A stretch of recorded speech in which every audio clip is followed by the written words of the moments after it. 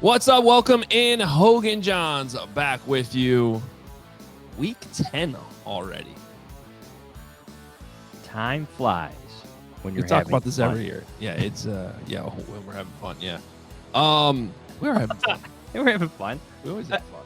I don't know about you, but like once I get to this Probably Friday not. show, come on, Vic. Like once I get to this Friday show, Yeah. I am back to being optimistic at them. Like, hey, the week's behind me. I'm not grumpy anymore. I'm done hearing what the Bears have to say for the most part.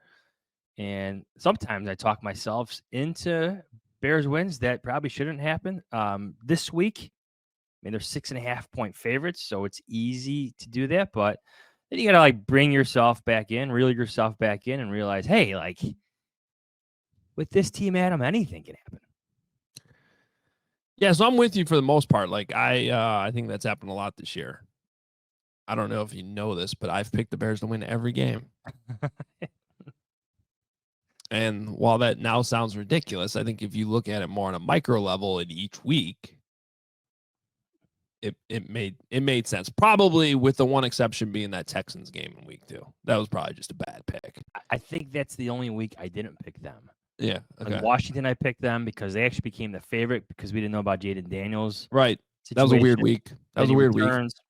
So, yeah, and they did win that game until the last play. Yeah, I honestly think picking them every week has been justifiable, except for probably that Texans game. Now, that being said, the one thing I'm going to go against you on a little bit was, I think last Friday. Well, one thing that happened last week is certainly I did not give the Cardinals enough credit. And then to your point about kind of being optimistic on Friday, there is one logistical challenge we have. Most weeks we have to put in our written predictions on Thursday, and then we make our predictions here on Friday morning. And the injury report's not even out until Friday afternoon. So when that injury report came out last week, I was like, that was start of a bad feeling. By the time we did our CSGO pregame show on Sunday, I think every single one of us sitting at that table at Salt in Glendale was we all picked the Bears, and we all thought they were going to lose. Oh, well, especially when Montez Sweat's ruled out right. after the pregame warm-up. You're like, oh no. You had that. You had the Tyreek Stevenson, news that came out that morning. It was just I think everybody knew where that thing was heading. Now, did I think they were going to lose by 20? No, but it made sense when it was all said and done.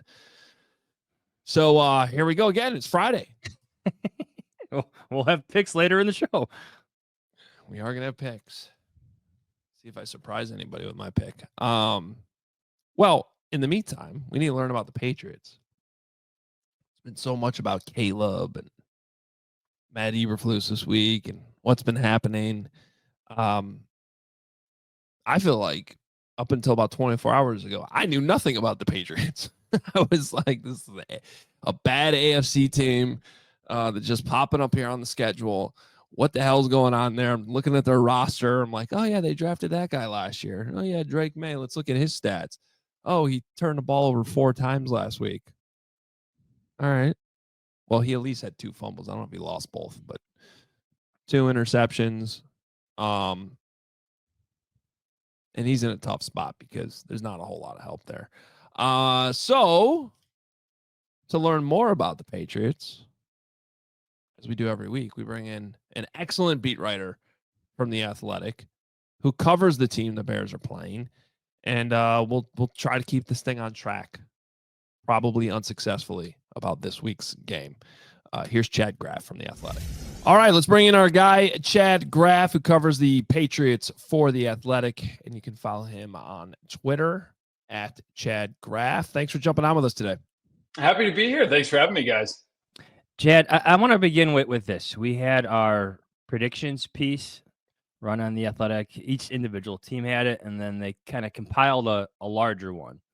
The one they chose for your team is very interesting for this week. So I don't even think Hoge has seen this yet. So let's start with this. Drake Maye will have a better second half than Caleb Williams. After sitting on the bench for the first 5 games, Drake Maye has been everything the Patriots hoped for. The rookie is certainly going to have some hiccups along the way, as evidenced by his 9 turnover-worthy plays per Pro Football Focus. But Maye will still continue to lead this boom or bust offense, and his ability to scramble is important for a Patriots team pour along the offensive line and at wide receiver. This is less a knock on Williams and more a compliment of Maye. Oh, and New England's next game, that would be Sunday against Williams' Chicago Bears. So, explain yourself. So obviously, I feel like this has been the caveat of all of Chicago, just from my, viewing another time zone away. But it feels like everybody in Chicago is all like, look, has he been great? No. Is he probably really good? Yeah, he's probably really freaking good. And he's just in a not great situation right now. And this is going to take time. All of that kind of applies to New England as well, where they're looking at it and saying, okay, this guy seems really freaking good. He's running, he's throwing, he can do all these different things that we just haven't seen in 5 years. His wide receivers are probably the worst in the league. His offensive line is 31st or 32nd in the league. His offensive play caller is a first-year offensive coordinator who, you're first time, I guess, having the reins of the play calling. He was Kevin Stefanski's offensive coordinator, but Kevin Stefanski ran that show. And so all of that situation is not very good. And yet, in Maye's first 4 games, I think his big-time throw percentage is at the top of the league among rookies, even greater than Jaden Daniels is. He's going to have some mistakes and make some poor passes. And frankly, his wide receivers are just not going to help him out. He threw an interception last game in overtime that ended the game. And yet, it's just an example of how bad the situation is, where he thinks the safety is going to come down to cover Kendrick Bourne. So he's got one-on-one coverage deep, throws the deep ball. Kendrick Bourne slips, falls, the safety peels off that. Like, oh my God, your wide receivers can't even stay on their feet. Like, I'm just going to drop back here, picks off the pass. And so moments like that, I think, are going to hurt Maye's stat sheet. But I think if you look a little bit deeper at what he does the second half, I think it's going to be pretty impressive. I wanted to ask you about their scouting of the quarterbacks quickly before we get going more on this year. One of my favorite assignments last year for the Athletic, because I got to go see Caleb Williams played Notre Dame at South Bend, and I got to go see Drake Maye in Chapel Hill against Duke, which happened to be one of his best games. I forget, it was like double overtime, triple overtime. He was outstanding in that game. He had great plays with his arm, his legs, and I don't know if you've ever been to Chapel Hill, but that stadium's right in the middle of campus, and you walk through the woods to get there, which is pretty cool itself. But that game is always stuck in my mind. Scout friends have told me to get rid of it. You have to look at the full picture, but he was outstanding in that game. Just kept coming back. As Duke played one of his best games of the year. So how much time did the Patriots put into scouting the quarterbacks this year? We know they like Maye, but how about Williams and Daniels too? How much work do they put into these guys?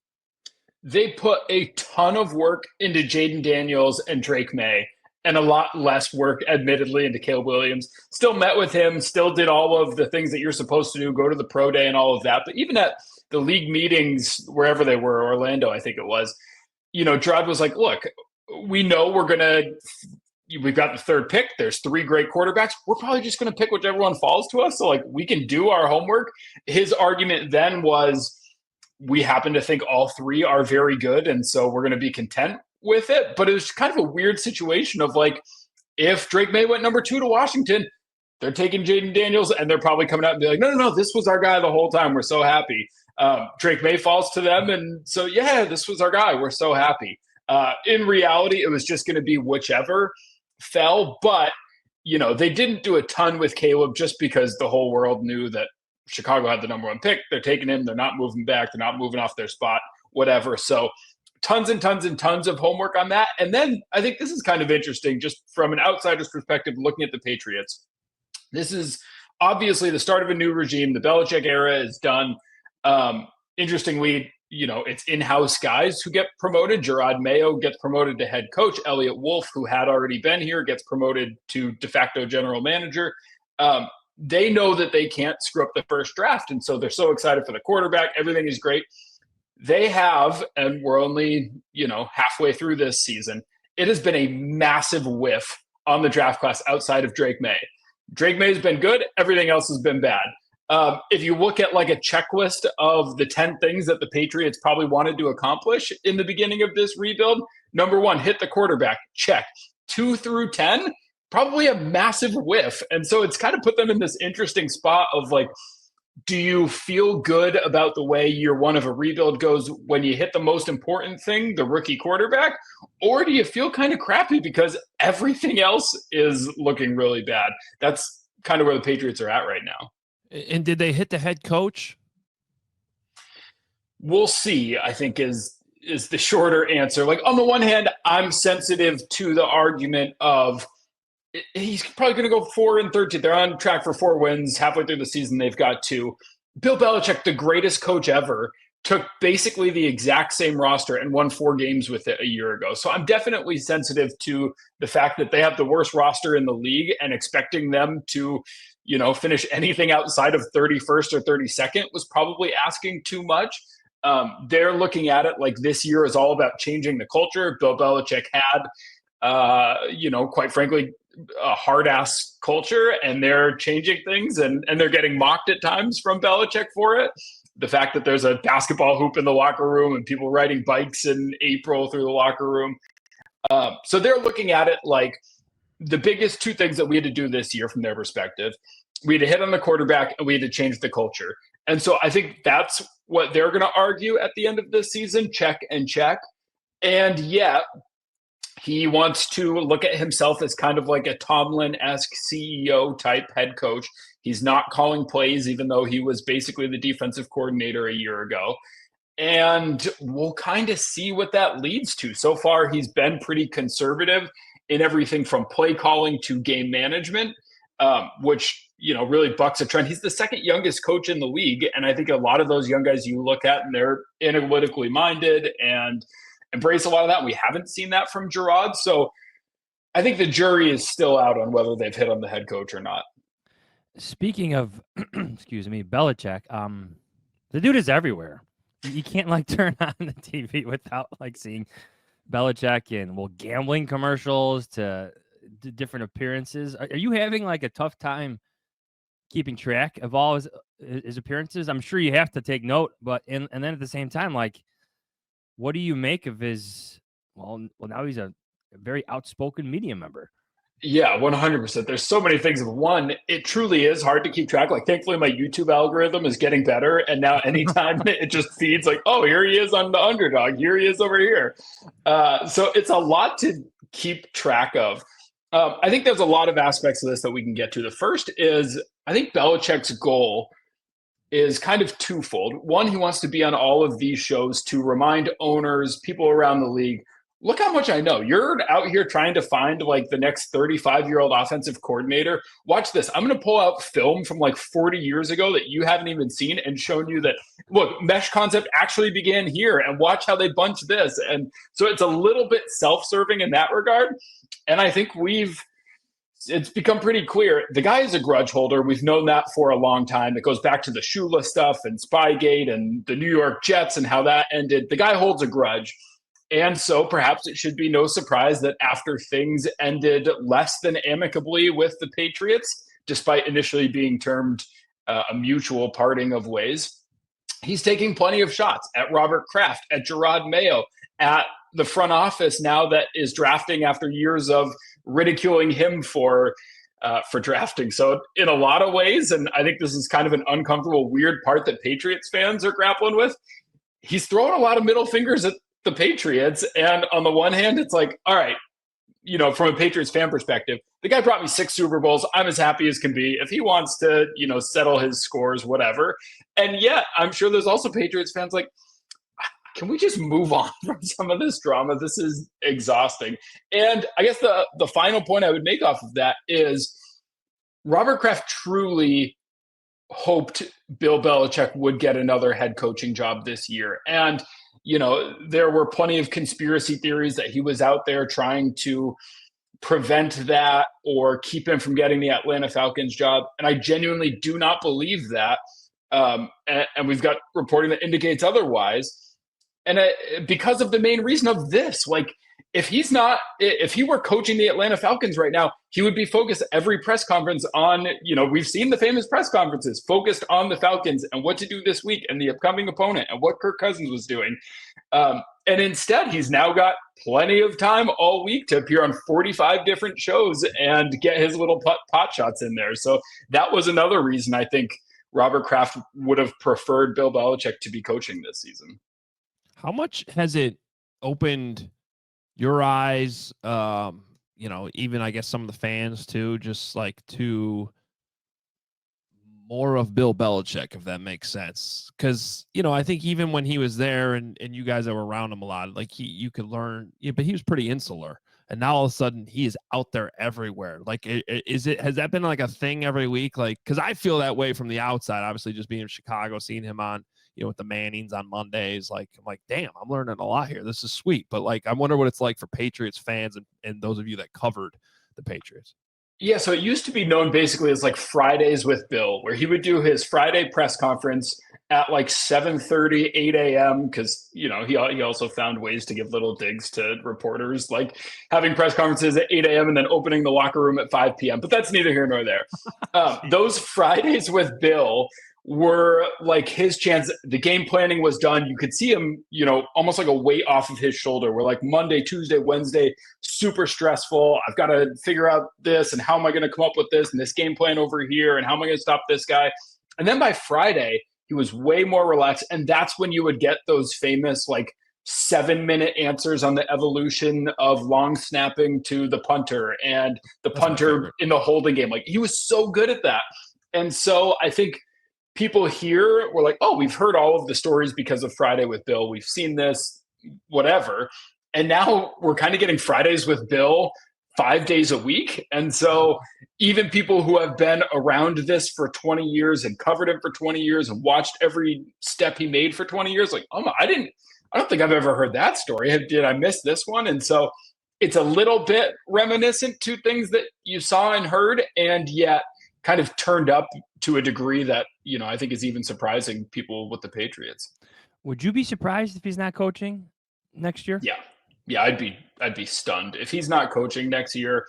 I don't know what he would do. Like he desperately wants to get back into coaching. And we talked about the grudge part of this. Part of the reason that he wants to coach, and there's several, from just being a program builder and like this truly is his passion, to B, wanting to get back at the Patriots. You thought I was done. Watch what I can do now. But also C, Don Shula was somebody that when he was growing up in Annapolis, he really looked up to and was always impressed by Shula and had a relationship with Shula. And then amid the controversies, Shula started to take some shots. I think he was the person who originated Belichick, and Belichick holds a grudge. And who has the record for the most wins in NFL history? Don Shula. Who can get there in probably 2 seasons? I think it takes 15 more wins for Belichick. There he goes to surpass Don Shula. So I think that also plays a role in it as well. All right. Well, we need to talk about this then, because the Bears might have a head coach opening. I get the sense that, and I don't know if this just applies to Chicago or beyond that, but like I get the sense that, like, just for example, if it came down to Ben Johnson or Bill Belichick, I feel like 90%, if you ran a poll, 90% would say Ben Johnson, which I understand, but I'm also like, if you're a dysfunctional franchise, you can hire the greatest head coach of all time. It's kind of a hard argument not to do that. As somebody who's been around Bill and covered him, like, what are your thoughts on that dynamic? So Belichick is going to be 73 next year. And so any organization that turns to him, I think, needs to be in one of 2 spots. One is, we've got the Super Bowl roster. We haven't figured out the coaching staff. Like, this is all in place. Let's go all in. Let's win right now. We're going to put the money in. We've got the quarterback. We've got everything. Let's go. And the other, knowing that you're probably only getting him for, 4 years. Is he going to coach till he's 80? Who knows? But I think you operate under the assumption he's going to be there for 4 years. The other option is kind of where Washington was a year ago. I'll let you guys speculate on this is where Chicago is or not. But an organization that's lacked leadership, that's a little bit dysfunctional, that needs somebody to come in and basically run and rule everything. that is where I think he would thrive. Like part of why it didn't end up working out in Atlanta is that he has to be the director of football operations, and he has that whole department is how it always worked with the Patriots and how he's always wanted it, of both coaching staff and front office. And those can be two different things, but they all report back to Bill Belichick. And so I think that he could be good in a situation that needs that kind of leadership and needs somebody to come in and say, no, this is how you do it. This is how you win. Follow me, trust me, and we're going to get there and build the culture. And it's going to eventually, we're going to be a serious organization now. So I think that those are kind of the two paths that would make you consider Bill Belichick. Otherwise, for everybody else, like Ben Johnson seems like the no-brainer. Okay. Back to Sunday. Do we have to? Okay. Yeah, a couple of franchises that are much more like, how about next year? Let's fast forward a little bit. Yeah. Any matchups that you're looking at in this game? And I guess I know you sent your pick to Kevin. I'm just, well, how do you think this one plays out? I picked the Bears. In part, as I noted to Kevin, I've picked against the Patriots every week, which isn't even, I think, just me. They're underdogs every single week. They're projected to be underdogs every week. They were field goal underdogs to the Tennessee Titans, which everybody here looked at like Mason Rudolph, a backup quarterback with the Titans, and we're field goal underdogs, and then they lost by a field goal. So this is a bad team. I think it's probably going to be a bad, ugly game. If we're lucky, this turns into, hey, look at these young quarterbacks. This part of it is kind of fun. Watch their mobility, watch them extending plays. But the hard thing about the Patriots is there's not really an interesting matchup anywhere. Like their wide receivers are really bad. Their offensive line is really bad. Their run defense is really bad. They have a good cornerback in Christian Gonzalez, a young corner that they picked in the first round last year. And yet when you face a team like the Bears that have multiple receivers, that doesn't feel all that noteworthy. And so I wish I had a great matchup for you that said, hey, if this goes a certain way, this is how the game's going to go. I'm just coming more to watch Drake Maye and Caleb Williams. That's the fun part. Well, that part of it is a fun matchup. Well, this has been, even though we got a little derailed on the Bill Belichick conversation, it was fascinating. So appreciate you coming on, Chad, and we'll see you in Chicago this weekend, and hopefully at least that quarterback matchup is fun. That's right. Thanks for having me, guys. Thanks, Chad. Adam, is Chad the first opposing beat writer that we've had on to pick the Bears this season? I think he is. See, that's another interesting dynamic to what we were talking about off the top of the show.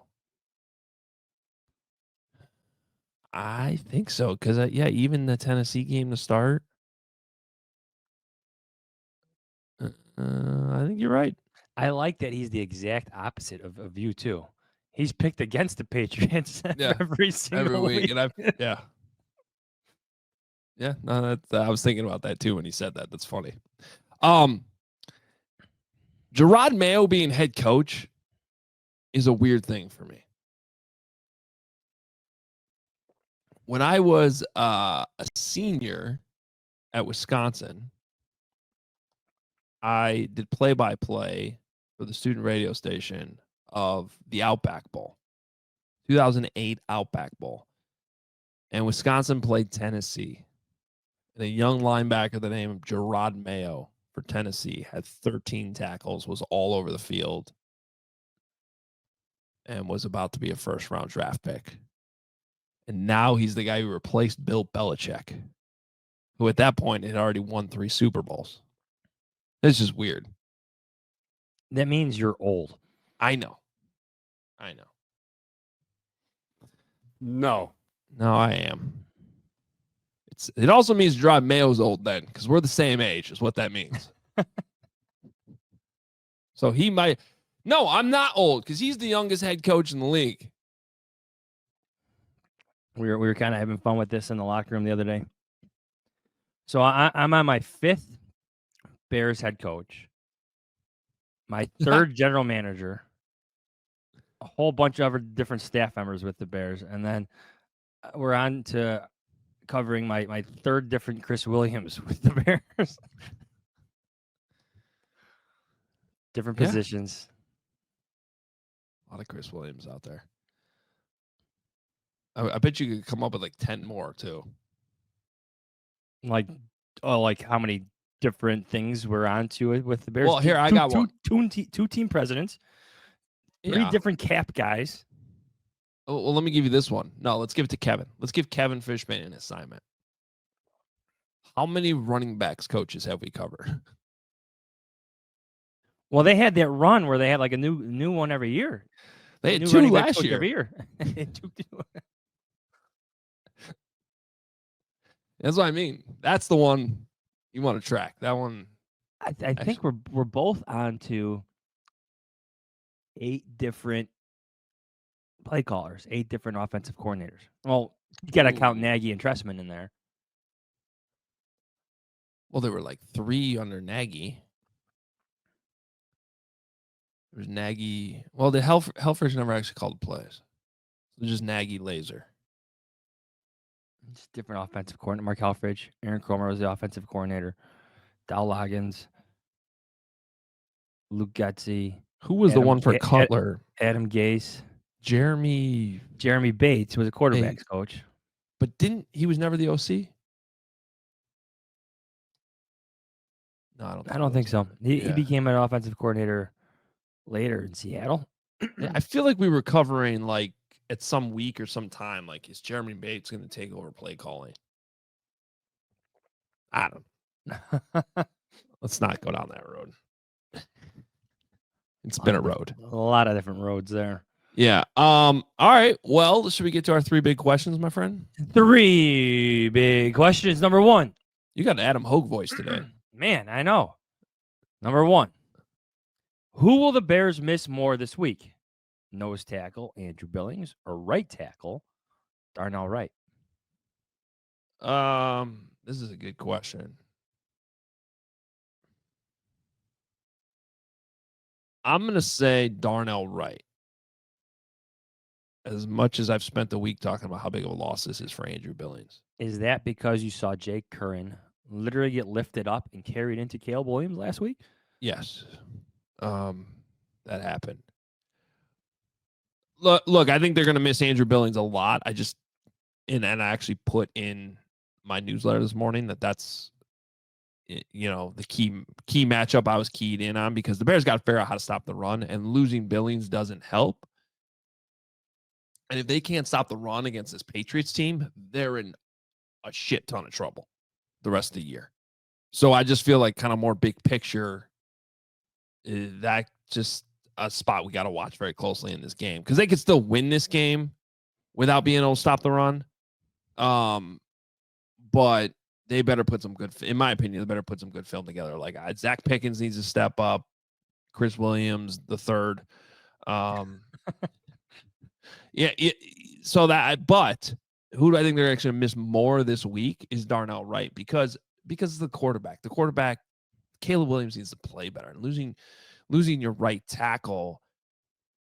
I mean, do you have any inkling right now about what they're going to do this week? Because Jake Curran was so alarming. I mean, is the hope's got to be Braxton Jones comes back, right? And he was limited in practice yesterday, and then Larry Borum just goes over to right tackle. Or you move Matt Pryor to right tackle. Let me give you my next question. Well, because if Ryan Bates is coming back, yeah. Well, let me give you my next question. Okay. Who will have a bigger impact in their return? Defensive end Montez Sweat or guard/center Ryan Bates? Well, I don't mean to be like mean or anything about Ryan Bates, but like, come on, these two players are completely different class. Montez Sweat is the answer to this question. I mean, this Ryan Bates thing has been like, it's like the legend of Ryan Bates at this point. We've been talking about this guy for 3 years. And he's barely played. Has he played? I think he played for a second at the beginning of the year. But it's like, it was one of the first guys Ryan Poles wanted. And now it's 3 years later. And it's like, okay, is this guy ever going to play? And what is he? I don't know. I don't know what Ryan Bates is going to bring to the table. And to that point, I got to be honest, Jahns, I'm a little worried about the idea of moving Matt Pryor. Because they might have found something with Matt Pryor at right guard. Like this guy's bounced around the league. He's been like the versatile guy. But the problem is sometimes when you get pigeonholed as the versatile guy, you never get to set in at one position. And he went to San Francisco last year, well-coached team, and got the same internship that Sam Darnold got under Kyle Shanahan and has played better this year. And it's like, so messing with that is a little concerning to me. I think you might have an offensive line that's Braxton Jones, Tevin Jenkins, Coleman Shelton, Ryan Bates, Matt Pryor, or you have at right guard, Matt Pryor, Larry Borum. Like you said, we'll see how it shakes out. A lot of it depends on what Braxton Jones does, but I agree with you. Different caliber of players, but to that point, the legend of Ryan Bates, you're going to need Ryan Bates at some point this season as, well, the injuries just keep adding up on that offensive line. Yeah. Well, yeah, not having Darnell right. If that's indeed where this thing goes, because again, it's Friday morning as we record this, but number 3, rank these 3 stats in order of concern. These were stats entering this week from Pro Football Reference. Caleb Williams' completion percentage, 61.4%. That's 28th among qualified quarterbacks. The second stat, Caleb Williams' sack percentage, 9.9%. 32nd amongst qualified quarterbacks. The Bears' run defense, 131.6 yards per game, 20th in the NFL entering this week. So rank those 3 stats in order of concern. Sack percentage number 1, completion percentage number 2, run defense number 3. All 3 are pretty concerning though. I think number 2 is tied to number 1. And sack percentage is concerning to me, especially him being 32nd, for a couple reasons. One, because I think it's an indication that this has not been the great situation that probably us too were guilty of talking it up in the offseason. Because the one thing, and we got to give ourselves a little bit of credit as we also accept some blame for that conversation. Every time we had that conversation, there was always what about the offensive line, though? Did they do enough on the offensive line? And I think the answer to that is obviously no. And how much is that causing problems and stunting Caleb Williams' development? Now, that being said, he's also holding onto the ball too long. And I think some of the pressure he's been under, even sometimes when he's not under pressure, has led to some footwork issues, which is leading to the accuracy issues. And the one thing I think that none of us all really could have foreseen is, I mean, let's face it, these wide receivers has not been as open as we thought they'd be. Right. They just haven't been. At least wide open. And I think part of that is a scheme or something just feels at this point really off about the Bears offense. And it's going to look different this week just because they're playing a Jaguars caliber team. They're playing a Panthers caliber team and the Patriots. The Patriots are not good. So things will look different, excuse me, this week, but we can't be misled by it again. To me, the most disconcerting is the completion percentage, because even like when he has time, like his down the field accuracy is just, it's bad. His down the field production is just bad. Like even when those throws aren't there, like getting to those checkdowns and getting those easy completions, Well, stacking those easy yards, it's just not there. I'll give you even on the one deep ball roam that he hit last week. Once you went back and watched the film, he actually kind of got hit as he released the ball, so it made sense. But in that moment, I was like, dude, that should have been a touchdown. There was way too much air under it, and it went to the wrong shoulder. Now, then I saw the film. He was Larry Borum was getting walked into his lap as he released that ball. But I also thought that going back to the footwork, I thought he unnecessarily went to the left instead of just staying in the center of the pocket. So there's a little bit of blame there too. So that's where I'm talking about the footwork leading to accuracy issues. That should have been a touchdown. The play in London that he just completely missed DJ Moore. It was just a bad throw and they got picked off. Was that his last interception, by the way? It's probably one of the positives, just there's been so few interceptions to discuss. Yeah. The run defense is obviously concerning, but I can't put that ahead of any concerning Because they're Caleb so Williams good. stat. They're still so good against the pass. Yeah. Which is why, not to throw Chad Graff's prediction under the bus, but I find it hard to believe Drake Maye is going to have a better second half than Caleb Williams this week, because he's got a ton of turnover worthy plays, and he's facing a defense that gets takeaways.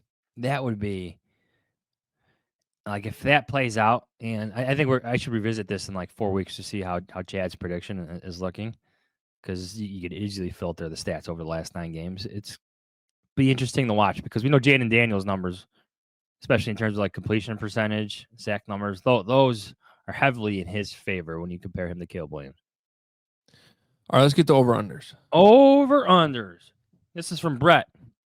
I'm going to Nashville with my wife, a Swiftie, who has started watching the Chiefs for our 5-year anniversary. Plan on watching the game at a sports bar. Over-under times at 1.5. She says the Chiefs just look better at football than the Bears. I'll read that again. I mean, that's way over. 1.5. I thought he was going to say like 10.5. 1.5. So he's planning on watching the game at the sports bar with his wife, the Swiftie fan. Over under 1.5 times. She says the Chiefs just look better at football than the Bears. Yeah, going over, way over. Brett, go to Acme Feed and Seed. Oh, great place. Yeah, love that spot. Maybe not necessarily to watch the game there, but just to get really good barbecue. To eat. Yeah. To eat. But this is from ZTM. Over under 4.5. This is a funny one. Over under 4.5 times I say sorry to my 2-year-old for bringing him into the soul-crushing Bears fandom.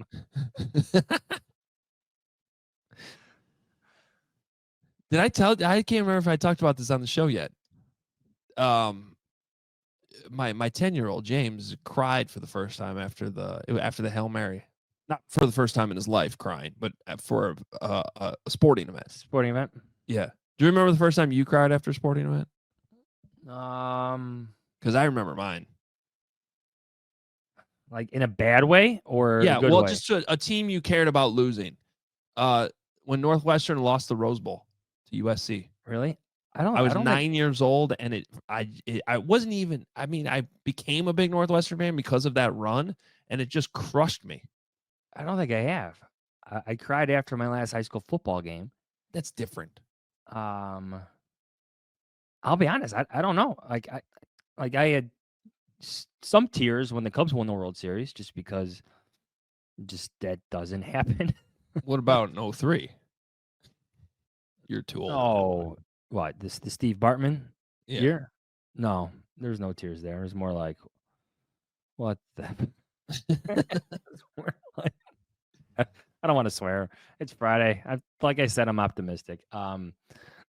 So sorry, ZTM. I think you're going over. All right. Yeah, probably over. Next one. Joseph, over under 6.5 Cole Kmet targets. I think Shane Waldron is going to have to over rotate him or overcompensate, I think he means, after the last game. Yeah. I mean, I thought that was going to happen last week, though, too. It went from 1 to 0. This is from Jake. But time out on that. Like, I talked to Baldy about that on Wednesday on CH show. It's like, could you imagine if Travis Kelce or George Kittle had 1 target over 2 games? Like, and I'm not trying to put Cole Kmet in that category, but like, he is in that category in terms of what he means for the offense here. Yeah. Like, so forget like how good, how you're going to rank your tight ends. Like, it's still ridiculous to think about that. 1 target in 2 games? When in doubt, players, not plays.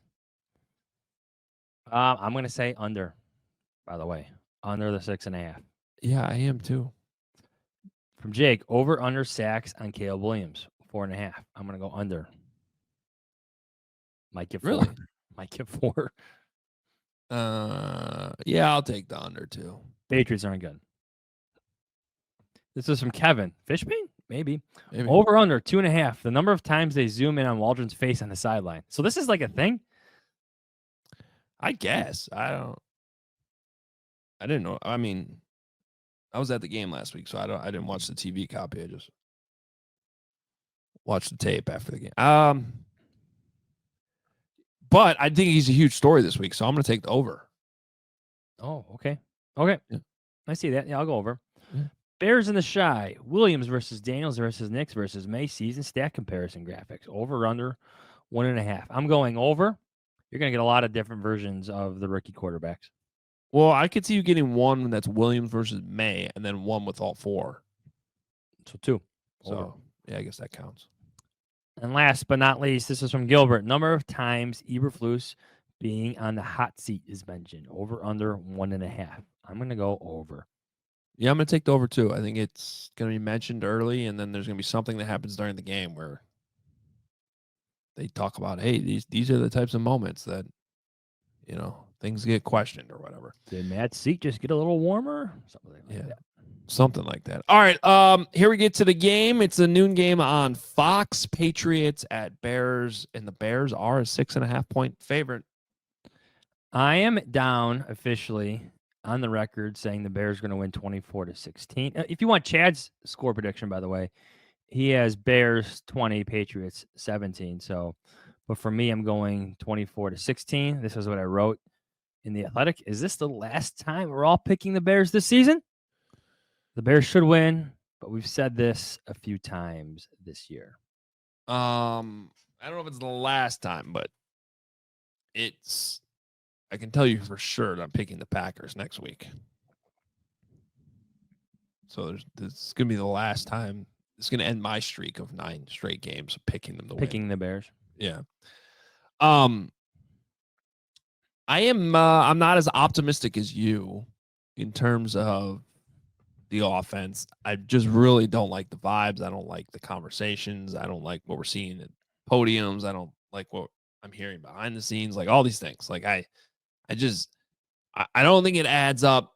If I put it in my prediction this morning, I think I would pick the Bears to lose to 29 other opponents this week. But the Patriots are not one of those teams. And the Panthers, who they killed a couple weeks ago, will be the other one.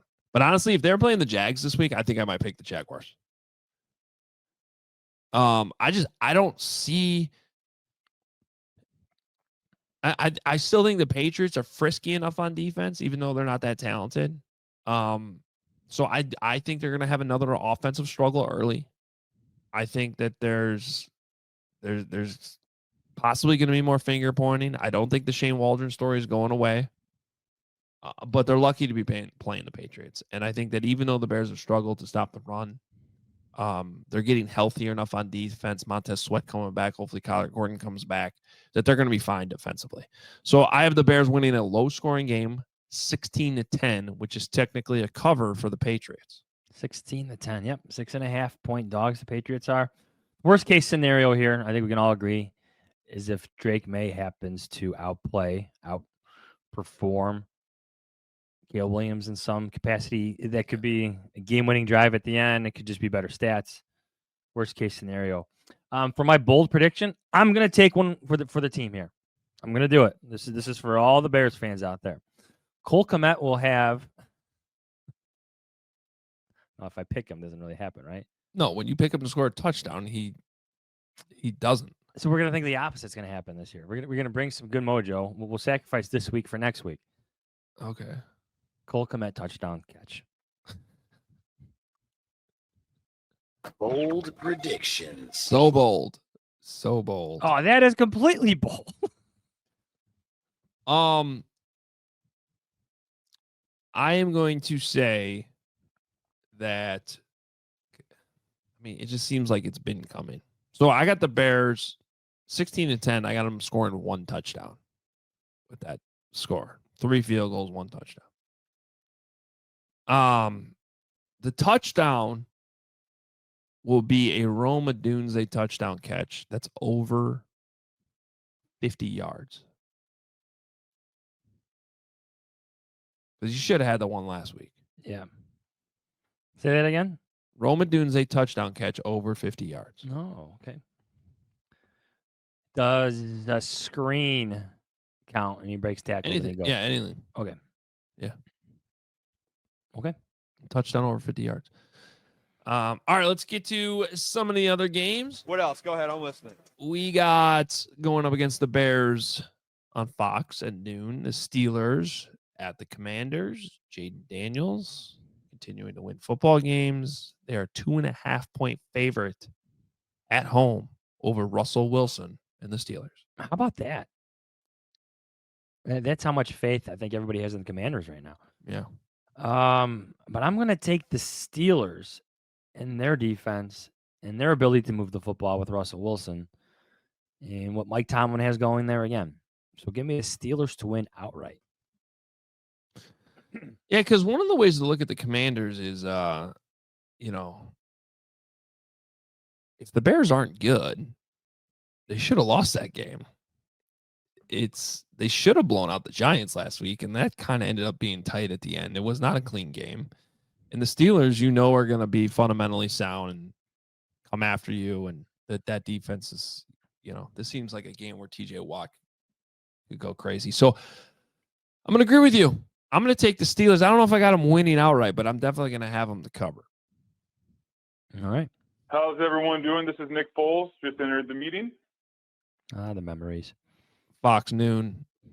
49ers. It's been a rough cut. Talk about scheduling quirks. The Bucks, at least they got to go to Kansas City, and then they come home to play the 49ers. 49ers are 6-point favorite on the road at Tampa. I actually think the Buccaneers are a pretty decent team. They've had they were good against the Chiefs, and Patrick Mahomes is still Patrick Mahomes. Buccaneers cover. It's another good game. I know the Buccaneers are still very much banged up, but Baker Mayfield, he's a good quarterback. Does he still lead the league in touchdown passes? I think he does. Give me the Buccaneers to cover. 49ers still win. So, yeah, I agree with you for the most part, and I don't think the 49ers have earned the right to be a 6-point favorite in a spot like this with the way they've played this year. The problem is Christian McCaffrey's coming back, and all of a sudden that offense looks completely different. Yeah. So I don't think it's necessarily a blowout, but at the end of the day, the 49ers do cover that 6, maybe win by a touchdown and an extra point. Well, Baker Mayfield no longer has the lead. We win this game tonight. Adam Hoge will be rhetorically dancing with his verbiage. He no longer has lead in touchdown passes. 2 outs. I forget how long that one. Sorry. You're good. Go ahead. He no longer has the touchdown lead anymore because of the show that Joe Burrow and Lamar Jackson put on Thursday night. Oh, yeah. Yeah. All right. Next up, Vikings. 7-point favorites on the road in Jacksonville. It's the Jaguars. Do you know who's tied for 5th in the league in touchdown passes? Sorry, tied for 4th in the league in touchdown passes. Sam Darnold? Sam Darnold. How about that? Wow. How about that? Did you see the clip of Kevin O'Connell talking to Anthony Richardson after the game? I missed that. Very powerful stuff. Just in terms of coach-player relationship, about how to, just keep believing in yourself, stay confident. Just interesting message from a coach, I think, who is quickly proving himself to be one of the best young head coaches in the league, in Kevin O'Connell. Was he available when the Bears hired theirs? Mm-hmm. I think so. Yeah, it was the same. It was the same coaching year. cycle. Yep. Give me the Vikings to cover and win by 10 points. Yeah, I think Vikings win. For some reason, I think it's gonna be closer than that. So I'll take the Jags to cover. What question are you asking me? I'm asking you who will cover the spread in this CBS game at 325. The Eagles favored by 7 at the Dallas Cowboys. Talking about a team on the verge of change. Yeah. Dallas Cowboys. Competition for Bill Belichick? if we go down that road. I mean, to me, that makes the most sense for him. Right. Give me the Eagles by 10, just like the Vikings. Cowboys, I don't think they're a very good team, even with Dak Prescott, not a very good team. Give me the Eagles, who are better than I thought initially. They just keep winning games. Saquon Barkley is jumping over defenders backwards. It's crazy stuff. Give me the Eagles by 10. Yeah, and with Dak out, I don't. Yeah. think this goes well for the Dallas Cowboys. Really good, Adam. NBC Sunday night. The Detroit Lions go to the Houston Texans. It's a good game. Lions 3.5 point. I'm surprised they're not more. 3.5 point favorites at the Texans. You know, one of the storylines this year that no one's really talking about is how CJ Stroud is not having the same type of season as he did as a rookie. It's true. Little sophomore slump. Give me the Lions to cover, to win by, I keep saying by 10, but maybe by a touchdown, 8 points, something like that against the Texans. Yeah, I mean, look what the Lions have been doing here. Okay, they're on a 6-game win streak. They blew out the Seahawks. They blew out the Cowboys. They won a tough road game at Minnesota, division rival, by 2. They blow out the Titans. The Packers score ended up being closer than it really was, but they go to Green Bay. They win by 10. The only thing that has me thinking Houston here is I don't understand why this line isn't higher. I mean, this is a Houston team that just lost to the Jets. Yep. So, I'm trying to think of what game this was a couple weeks ago where the same thing happened. So I'm going to take the Texans. I'm going to take the Lions to win this game by 3 points. I think they win, but this line is too suspicious for me. So I got the Texans covering. I just see like a 27-20 win for the Lions.